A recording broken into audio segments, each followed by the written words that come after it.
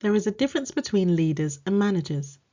Managers control, direct, and organize the resources in a business in order to achieve specific goals. Managers have a number of responsibilities in the business and assist with the running of the business on a day-to-day basis. Leaders may perform similar actions to managers. However, in addition, they inspire, influence, and guide others towards achieving a common goal. They consider long-term strategy, the challenges facing a business, and how to overcome these challenges. Leaders focus more on setting a vision and motivating people to embrace and work towards that vision. In this video, we look at the following leadership styles: autocratic, paternalistic, democratic, and laissez-faire. It is worth noting that effective leaders can adapt their leadership styles for different circumstances, so they do not always have one type of leadership style. Autocratic leadership is one where the leader is given the power to make decisions alone and has total authority. With this type of leadership, the leader makes all decisions with little or no input from team members. This kind of leadership style might be useful during a natural disaster or an emergency, where quick and decisive action is needed to ensure safety and manage resources effectively. An autocratic leader can make fast decisions without waiting for group input. For example, autocratic leadership might be effective in a factory setting with many new or inexperienced workers. An autocratic leader can provide clear instructions and close supervision to ensure that tasks are completed correctly and efficiently. It reduces errors and ensures consistency in operations until the workforce becomes more skilled. Another example is when a company is facing a critical deadline for a project that must be delivered on time to a client. An autocratic leader can ensure that everyone stays focused and tasks are completed properly. There are, however, advantages and disadvantages of autocratic leadership. Autocratic leadership could be good for guiding new employees. Another advantage is that with autocratic leadership, employees have clear instructions of requirements, which allows for swift decisions to be made. However, there are disadvantages, and suggestions from employees may not be heard. Those managed by an autocratic leader may become demotivated. Autocratic leaders often insist on high levels of supervision of employees, and this can cause resentment among employees. Another disadvantage is that employees who may have great potential are not used in the best way and may therefore leave to work somewhere else. Please do like the video and subscribe to the channel, which will enable you to easily access more content like this. Paternalistic leadership. A paternalistic leader is similar to an autocratic leader. However, it involves the leader assuming a father-like role and treating employees as part of the family.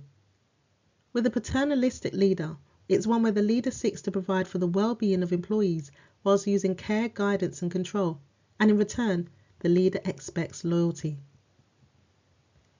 Paternalistic leadership combines a nurturing and supportive approach with strong authority and control. This type of leader behaves like a father-like figure and consults early on at every level and explains their reasons.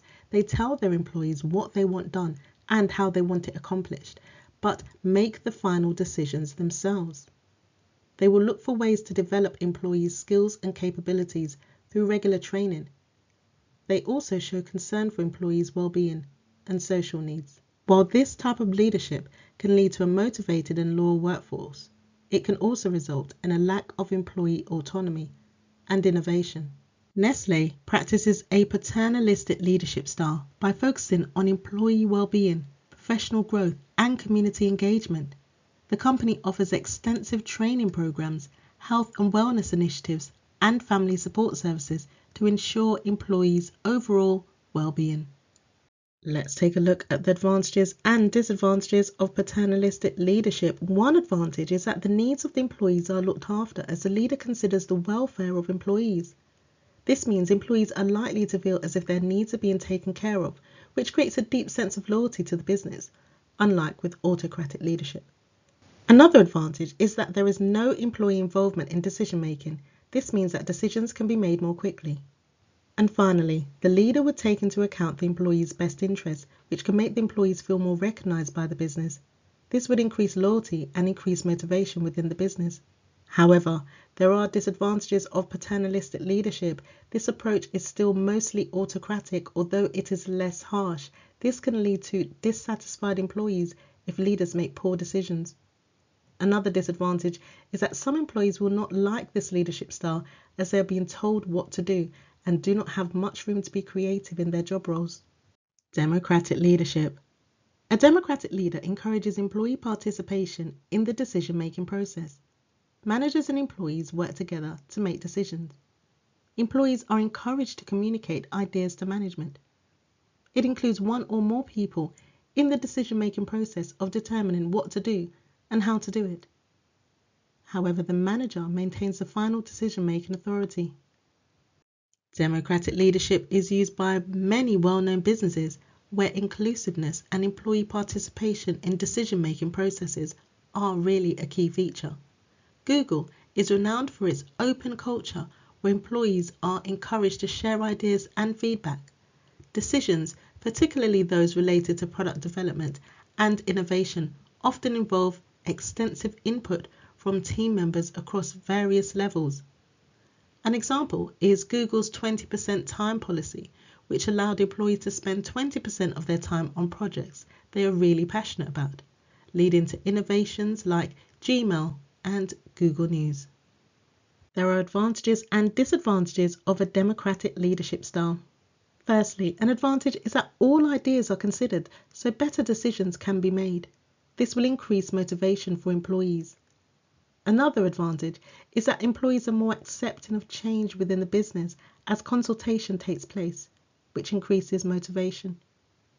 Consultation is about seeking and considering input and advice before making a decision. However, there are disadvantages of democratic leadership. Decision-making can take longer. This is due to the need to involve employees in decisions and extensive discussion and feeding back during those discussions. This can all be very time-consuming. Another disadvantage is that a strong leader is needed for effective communication to take place. The strong leader will have to review the different perspectives of employees because they won't always be the same. They will have to resolve any conflict and will take accountability for the final decision made. Laissez-faire leadership. The term laissez-faire is a French phrase meaning let do, and this leadership style involves leaders letting employees get on with their job with little management input. The leader gives employees freedom to make decisions and manage their own work. The laissez-faire leadership style means that managers are letting employees get on with their jobs with as little interference as possible. Employees are allowed to make their own decisions. These decisions should be in line with the aims and objectives of the business. Employees are allowed to make decisions and solve problems on their own with little guidance from management. This leadership style allows greater freedom and responsibility for employees, and management will only step in if they are needed. The leader is still responsible for the decisions that are made. HSBC has implemented laissez-faire leadership elements within its innovation and R&D sectors, allowing creative freedom for teams working on new financial products and technologies. Teams working on developing new digital banking services are often given the autonomy to pursue innovative solutions, encouraging entrepreneurial thinking within the bank. Here are some advantages and disadvantages of a laissez-faire leadership style. Employees can thrive on responsibility and will feel empowered and motivated. That's the first advantage. Laissez-faire leadership leaves room for innovative decision-making as it encourages creativity and autonomy and encourages self-leadership, which stimulates a range of ideas from employees. This type of leadership style creates an environment where employees feel free to explore new ideas and implement innovative solutions. Another advantage is that this leadership style works well with experienced and highly skilled employees, which could lead to them feeling trusted in their role and motivated to complete tasks. However, there are disadvantages to laissez-faire leadership. This leadership style does not suit all businesses. Employees may feel that they have a lack of support, which may lead to employees feeling demotivated. Another disadvantage is that some staff may not be able to work without direction. It may be unclear to them who takes responsibility, and this may lead to employees becoming stressed. And a final disadvantage is that this leadership style may not work well for inexperienced employees. They may need some more guidance. They may feel that they need direction.